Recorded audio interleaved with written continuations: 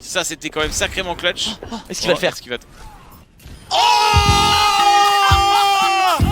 ah mais ça c'était sale. Salut à tous, ici Zaroid avec un nouveau rendez-vous hebdo que j'ai appelé le 6 sur 7. Alors 6 en référence à Overwatch, 7 pour illustrer la semaine, puisque jusqu'à fin août, l'Overwatch League va nous proposer chaque week-end un épisode de son grand feuilleton. Chaque semaine, je vous proposerai donc 6 flashs, 6 petites rubriques pour revenir sur le week-end, des rubriques qui pourront changer en fonction de mon humeur et de ce qui s'est passé, des choix forcément contestables, mais ça permet de nourrir le débat et d'alimenter les commentaires. Premier thème, le plus beau match de la semaine. Le plus beau match de la semaine pour moi, c'est Los Angeles Gladiators Vancouver Titans. Le seul 3-2 du week-end, match remporté par Vancouver. Alors chez Vancouver, j'avais forcément un œil tout particulier sur sa nouvelle recrue Fisher. Fisher, c'est sa 4e équipe en Overwatch League. Chez London Spitfire, Los Angeles Gladiators et Seoul Dynasty, ça s'est toujours mal terminé. Là, il débarque chez Vancouver après plusieurs mois de retraite. Vancouver, 2e de l'Overwatch League 2019, où Fisher remplace surtout Bumper. Bumper, une figure emblématique de l'équipe, ce qui a fait débat et même polémique chez les joueurs, le staff et la communauté. Bon, sur ce premier week-end, Fisher a été plutôt solide, clutch même sur certains chatters, et semblait surtout bien intégré au collectif. Chez Los Angeles Gladiators, qui a beaucoup changé et beaucoup investi, j'étais curieux de voir si la mayonnaise allait prendre rapidement.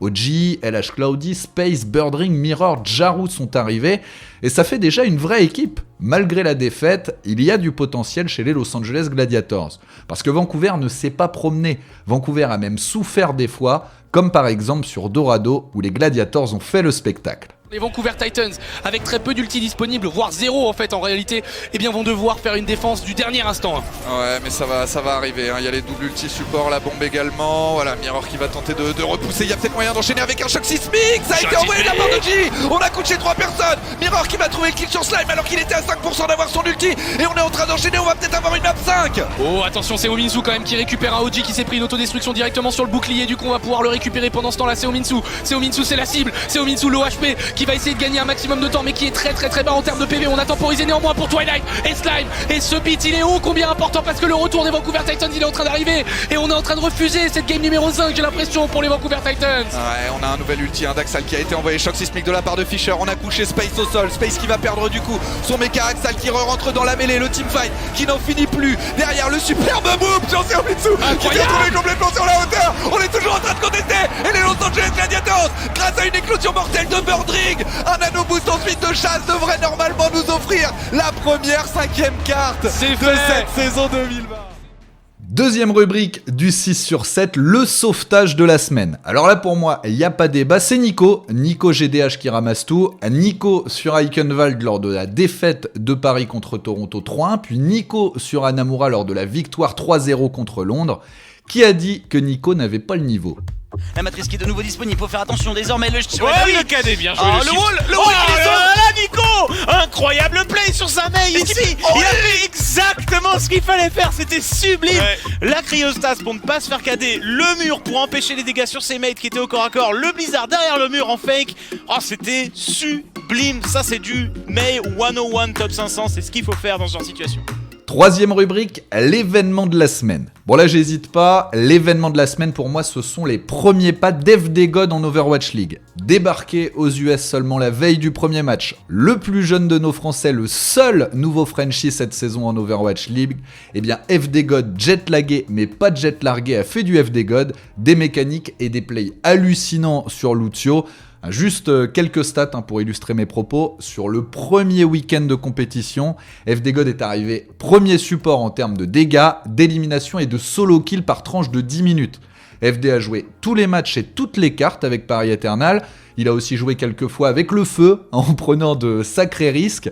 Son style de jeu champagne, ultra agressif, a fait mal à London Spitfire.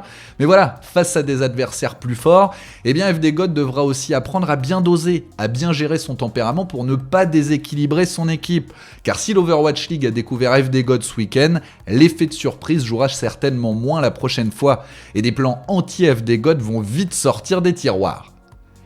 La 4e rubrique, c'est la bonne surprise de la semaine. Et la bonne surprise pour moi, c'est Los Angeles Valiant. Parce qu'après s'être séparé de presque toutes ses star players, Space, Carive, Agilities pour ne citer que, pour s'orienter ensuite sur un projet discount, eh bien je n'attendais pas grand chose de cette équipe.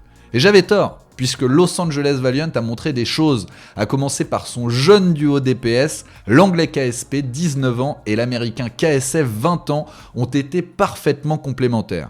Et puis j'ai aussi été agréablement surpris par la backlane coréenne, l'Astro et Rain, sans oublier Gig et McGravy en front. Bref, après une victoire 3-1 contre Dallas Fuel et malgré une défaite 3-0 contre Vancouver Titans, Packington peut être fier de ses joueurs. Oh, le blizzard ici intéressant, mais il est un peu court. Il est un peu court ce blizzard, c'est un petit peu dommage. Le KD qui a été envoyé. On a mis 2 personnes à terre et boum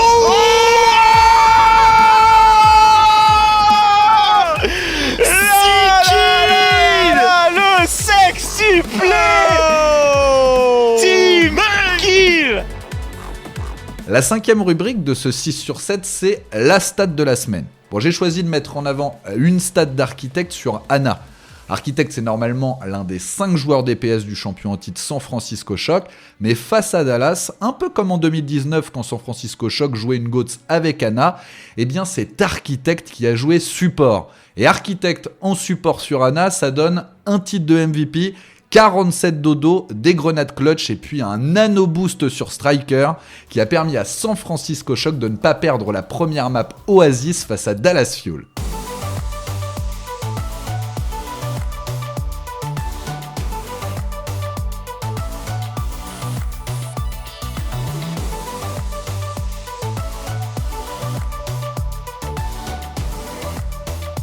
La 6e rubrique de ce 6 sur 7, c'est le MVP de la semaine, le meilleur joueur. Alors qui comme MVP de la semaine ?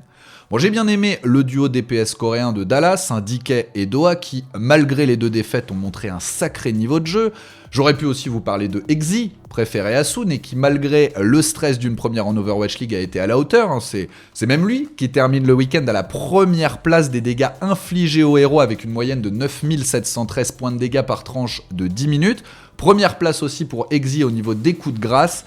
Mais finalement, j'ai choisi Axal comme MVP de la semaine. Bon, rien d'original, mais tellement mérité. C'est un plaisir. C'est un bonheur de le retrouver sur son pic de cœur Genji, avec lequel il a encore une fois été monstrueux. Et puis en prime, il y a eu son beau geste à la fin du side d'attaque de Vancouver sur Hanamura.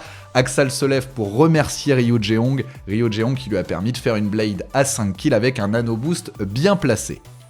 Enfin, la rubrique à laquelle vous avez échappé cette semaine, c'est le Frenchie de la semaine. Ben Best, FDGod, Hip, Nico, je vous laisse voter dans les commentaires. Vous avez le choix, ça peut aussi être un coach comme Fefe, qui n'a pas raté son entrée avec Toronto Defiant, ou même un joueur qui n'a pas joué, comme Soon, c'était la surprise aussi de la semaine. Pour élire le Frenchie du week-end, ça dépend simplement des critères que vous retenez. Et puis dites-moi aussi dans les commentaires si ce format un peu plus light, qui permet de ressortir quelques moments forts de la semaine, vous séduit ou pas. Moi, comme toujours, je vous lis avec beaucoup d'intérêt. Vous pouvez aussi me parler des débuts de Boston Uprising, des London Spitfire New Look, du boop de Closer sur Sinatra ou encore de New York Excelsior. New York Excelsior qui jouait à domicile avec par exemple le 1v1 Jonak Colorex ou l'intégration réussie d'Otba. Vous avez l'embarras du choix. Moi, je vous retrouve dès samedi sur la chaîne YouTube Overwatch League FR pour suivre le 2e week-end de compétition à Philadelphia. Un week-end amputé du homestand prévu à la base à Shanghai pour cause de coronavirus. D'ici là, e-sportez-vous bien. Zaroid over!